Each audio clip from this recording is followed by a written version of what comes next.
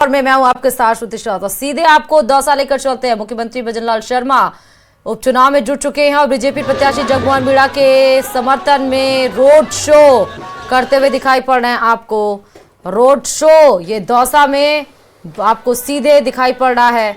देखिए कितने लोगों की भीड़, बड़ी तादाद में लोगों का जमावड़ा रोड शो पर और पुलिस जाब्ता भी तैनात। धीरे धीरे काफिला आगे बढ़ते हुए मुख्यमंत्री भजनलाल शर्मा का और उस कार में आप देख सकते हैं जगमोहन मीणा के साथ डॉक्टर किरोड़ी लाल मीणा, जो अपने भाई के लिए वोटों की अपील करने तक के लिए भिक्षा मांगने तक भी आ गए। ट्रैक्टर का पर भी उन्होंने वो निकाला और साथ ही बाइक पर भी बैठे, डांस भी कई जगह किया। तो धुआंधार चुनाव प्रचार किया अपने भाई जगमोहन मीणा के लिए। और दौसा में चुनावी माहौल को और ज्यादा अपने फेवर में, अपने पक्ष में लाने के लिए मुख्यमंत्री भजनलाल शर्मा खुद रोड शो करते हुए आपको नजर आ रहे हैं। अब दौसा के समीकरण को थोड़ा समझाते हैं, क्योंकि दौसा का समीकरण इस बार इसलिए दिलचस्प है क्योंकि ये जनरल सीट है और एसटी और एससी मतदाताओं को इस बार कांग्रेस और बीजेपी ने नया प्रयोग करके उतारा है। अब देखना ये है कि जो ये नया प्रयोग बीजेपी और कांग्रेस की तरफ से किया गया है ये किसके फेवर में सटीक बैठता है, क्योंकि दौसा की कमान संभालते हुए कांग्रेस से एक तरफ सचिन पायलट भी नजर आए। जनसभाएं बड़ी की गई हैं आज कांग्रेस की तरफ से, जहां पर टीकाराम जूली मौजूद रहे नेता प्रतिपक्ष। और दौसा में ताबड़तोड़ चुनाव प्रचार प्रसार करते हुए आपको सचिन पायलट भी नजर आए थे। आज भी चुनावी जनसभा में वो बोलते हुए नजर आए। दूसरी तरफ रोड शो ये मुख्यमंत्री भजनलाल शर्मा का। तो जो जातीय समीकरण जनरल सीट की वजह से गड़बड़ा या फिर संदेह की भूमिका में है कि जनरल कैटेगरी का वोट बैंक कर किस तरफ रुख बदलता है, उसके जरिए ये रोड शो किया जा रहा है और इससे बहुत कुछ प्रभावित करने की कोशिश की जा रही है। और आज कल शाम से ही चुनाव प्रचार प्रसार थम जाएगा, क्योंकि 13 तारीख को 7 सीटों पर उपचुनाव होना है। एक तरफ कांग्रेस के डीसी बैरवा हैं, दूसरी तरफ जगमोहन मीणा। और ये भारी तादाद में लोगों की भीड़ तो इकट्ठा हुई, कार्यकर्ताओं में उत्साह भी देखा जा रहा है। लेकिन अब ये जो भीड़ लोगों की इकट्ठा हुई है, 13 तारीख को जब दौसा सीट के लिए मतदान होगा तो ये वोटर्स वोट में कितने तब्दील हो पाते हैं, एक ये बड़ा सवाल है। क्योंकि 7 सीटों में से 4 सीटें तो कांग्रेस के गढ़ रही हैं और एक सीटें बीएपी और आरएलपी के पास रही हैं। और उसमें से आपको ये भी बता दें कि एक सीट कांग्रेस के पास, उसमें से अब बीजेपी के पास रही है। अब विधानसभा में और लोकसभा में जो 25 में से 11 सीटें लॉस की थी और जिस पर कांग्रेस का कब्जा और बीएपी का कब्जा हुआ था, उनको बरकरार रखना भी कांग्रेस के सामने एक टफ फाइट है। दूसरी तरफ जो दौसा में एक तरफ तो जो कैंडिडेट्स हैं उनकी साख दांव पर लगी हुई है, जगमोहन मीणा और डीसी बैरवा की। लेकिन इसके साथ साथ जो दिग्गज नेता हैं, जैसे कि जगमोहन मीणा के भाई डॉक्टर किरोड़ी लाल मीणा और डीसी बैरवा के लिए गढ़ रहा दौसा का सचिन पायलट। और इसीलिए दोनों वरिष्ठ और एक्सपीरियंस्ड नेताओं को, लीडर्स को इस बार चुनाव प्रचार में लगाया गया। महाराष्ट्र की जिम्मेदारी होते हुए भी सचिन पायलट दौसा के लिए डीसी बैरवा के पक्ष में वोट की अपील करते हुए लगातार नजर आ रहे हैं। और डॉक्टर किरोड़ी लाल मीणा को तो आप लगातार देख ही रहे हैं कि किस तरह से वो चुनाव प्रचार प्रसार कर रहे हैं।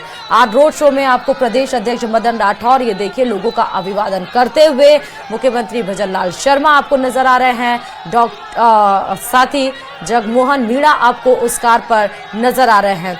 ये आपको उसी तरह नजर आ, देखिए उपचुनाव इस बार इसलिए दिलचस्प है क्योंकि कई सारे सवाल भी उठ रहे थे। एक तरफ कांग्रेस बार बार ये कहती है कि, एक तरफ जहां बीजेपी की बात करते हैं पहले, जहां बीजेपी ये कहती है कि 10 महीने हो गए हैं और चुनावी वादों के जो हमने किए थे उसके 50% हमने चुनावी वादों को पूरा किया। पेपर लीक के खिलाफ हमने बड़ा एक्शन लिया, 200 से ज्यादा लोगों को हमने जेल में डाला।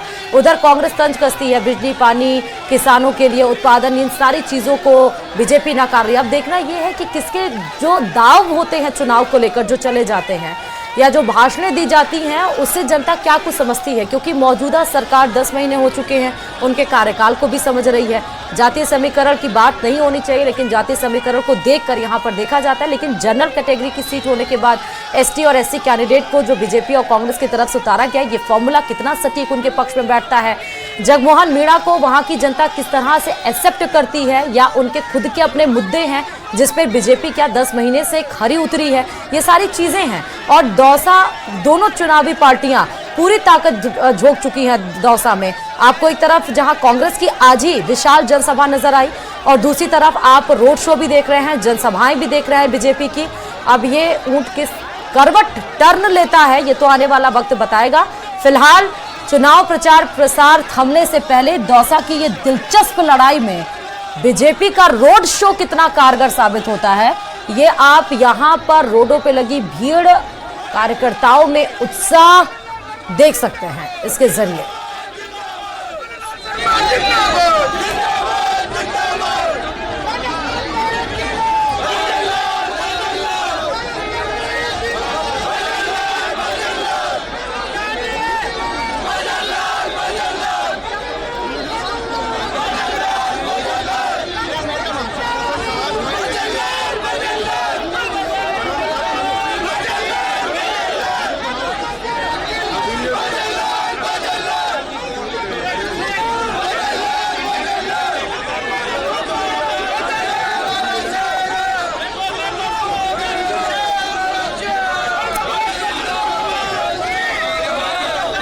तो आप देख रहे हैं लोगों के द्वारा लगातार सीएम भजन लाल के पक्ष में बोलते हुए, हुंकार भरते हुए नजर आ रहे हैं किस तरह से।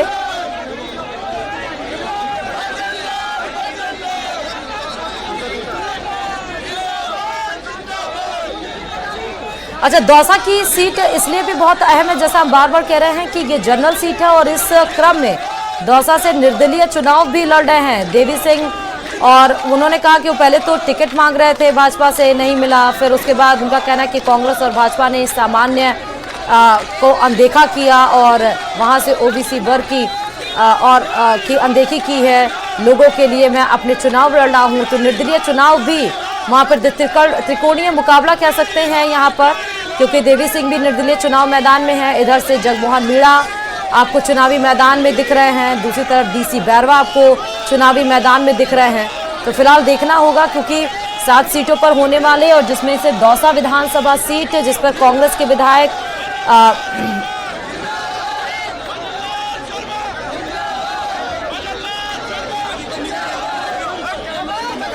जो मुरारी लाल मीणा थे वो सांसद बन गए, और उसके बाद से ये सीट खाली हुई थी जिसपे उपचुनाव होना है। और उपचुनाव के लिए 12 प्रत्याशी मैदान में हैं, और 12 प्रत्याशी अब अपने अपने चुनाव चिन्ह के साथ विधानसभा में डोर टू डोर चुनाव प्रचार कर रहे हैं, जिसके चलते बीजेपी के बड़े नेता भी आज दौसा पहुंचे हैं, और जिसके जरिए आज रोड शो किया जा रहा है। आए दिन आपने देखा कि दौसा में बड़े नेताओं की चुनावी जनसभा होती रही है, चाहे वो बीजेपी हो चाहे वो कांग्रेस हो। कांग्रेस के नेता सचिन पायलट भी दिन पे दिन दौसा का दौरा किया, कांग्रेस प्रत्याशी के लिए वो दौसा मुख्यालय में घूम घूम कर वोटों की अपील की। और बीजेपी आज सारी, चाहे वो रोड शो हो, चाहे वो घर घर जाके वोटों की अपील हो, चाहे वो महिलाओं के साथ डॉक्टर किरोड़ी लाल मीणा का वीडियो वायरल डांस का हो, हर जगह पर वो प्रचार प्रसार करते हुए नजर आए हैं। लेकिन ये जो चुनावी माहौल आपको दौसा का दिख रहा है, गढ़ तो माना जरूर जाता है यहाँ पर कांग्रेस का, कांग्रेस जीत हासिल करती आई है, लेकिन जिस तरह आज रोड शो दिख रहा है, जिस तरह लोगों की भारी भीड़, भारी हुजूम आज उमड़ी हुई है, और कार्यकर्ताओं का जोश जिस तरह से दिख रहा है, काफिला जैसे धीरे धीरे आगे बढ़ रहा है, उस तरह लग रहा है कि ऐसा ना हो कि दौसा की सीट इस बार क्या कुछ कमाल, अलग ही कमाल ना दिखा जाए, क्योंकि राजस्थान की जनता को एनालाइज पहले करना ये थोड़ा मुश्किल हो जाता है, क्योंकि राजस्थान की जनता का मिजाज जिस तरह रहा है कि हर 5 साल के बाद सत्ता परिवर्तन होना, उपचुनाव में क्या वो अपने मिजाज को बरकरार रखती है, या कांग्रेस का गढ़ ही इस बार कांग्रेस पर ही भरोसा जताती है, या बीजेपी के कार्यकाल जो 10 महीने पूरे हो गए, 15 नवंबर को 11 महीने पूरे हो जाएंगे, किए गए वादे को पूरा बीजेपी ने जो कहा है वो किया है। दौसा की जनता को क्या बिजली, पानी, सड़क, किसानों को मिलने वाले जितनी भी खाद्य हैं वो क्या सही ढंग से मिल रहे हैं, उस पर वो अपने आप रोजमर्रा की जिंदगी से जो प्रॉब्लम से वो गुजरती है, क्या वो बीजेपी उनके आश्वासन पर खरी उतर पाई है या नहीं उतर पाई है।